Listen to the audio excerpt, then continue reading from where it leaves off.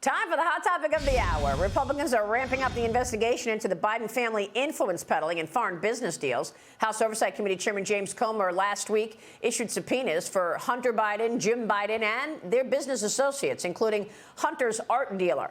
Senator Ted Cruz slamming the DOJ for not providing key information on this investigation. He joined me yesterday on Sunday Morning Futures. Watch.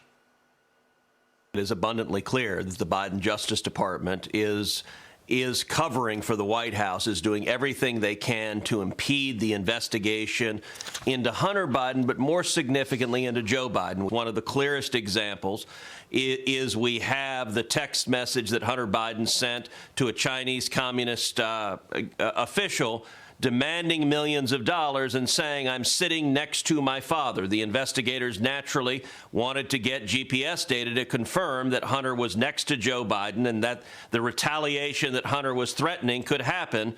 The Department of Justice said, no, you can't find out where Hunter was when he said that. You can't find out where Joe was when he said that.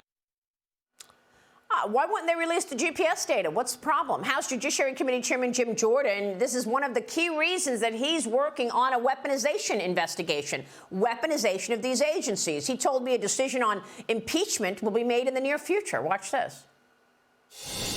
Tell us what your expectations are in terms of this investigation, and will it lead to an impeachment of Joe Biden?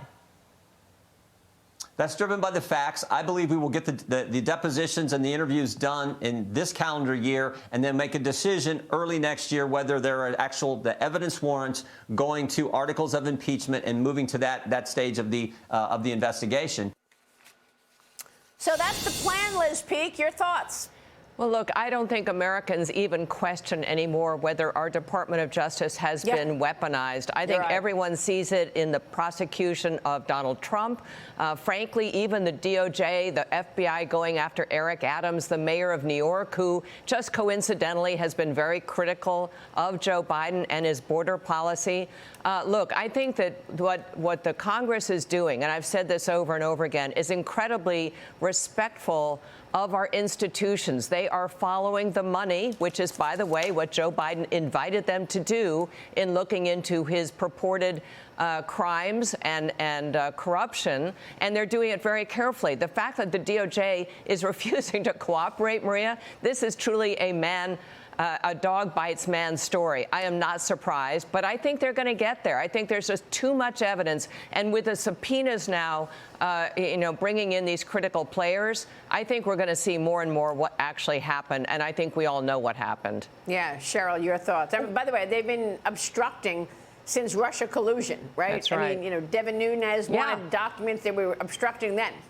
But it's a new era, Maria, and I point to that interview that you did with Miranda Devine on Sunday Morning Futures, and she said very clearly to you, look, this investigation into Hunter Biden and these subpoenas, we are now at a very aggressive level. She said this has gotten so serious for the Biden family, especially Hunter Biden. He knows that he's getting cornered, and you only do that if you start to worry like this when you've got something to hide. Clearly he does. And these investigations now, to her point, this is why Hunter Biden's lawyers are starting to, flip out a little bit. They're calling up Mike Johnson, call your dogs off. This is what, so there is real evidence here, these 20 LLCs, real evidence. Now, is it going to lead to an impeachment? I really have a lot of respect for the leaders like Comer and even Jordan that won't go there yet because they're not putting the cart before the horse. They're being very diligent and being very, very careful because they don't want to be accused of this being some type of political witch hunt just to get Joe Biden using his son. They want to make sure that they have absolute proof that there was wrongdoing. And I don't think anybody watching this program that ever watches this program would be surprised that there was a lot going on that was not legal.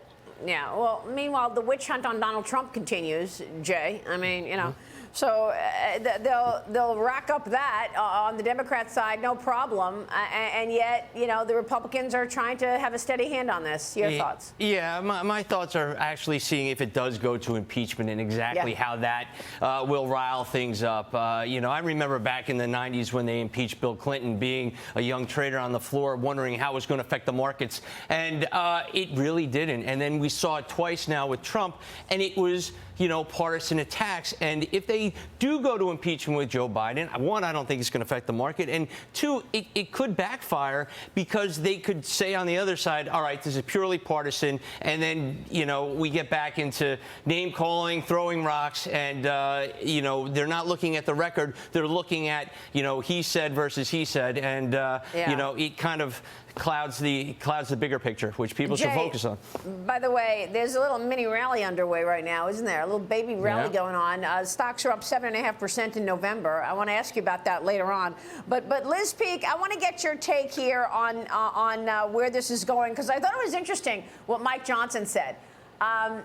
We want to make sure we have the evidence, and we don't want to make sure that we're actually hurting ourselves. So let's talk about that for a second, because if Joe Biden is impeached, then we've got what? We've got Kamala Harris. We've got Gavin Newsom. Yikes, all around. Look, I think that's one very good reason for being very careful. But look, I think Republicans don't also want to take the same path that Democrats did, which was a full-blown, made-for-TV impeachment that was 100% partisan.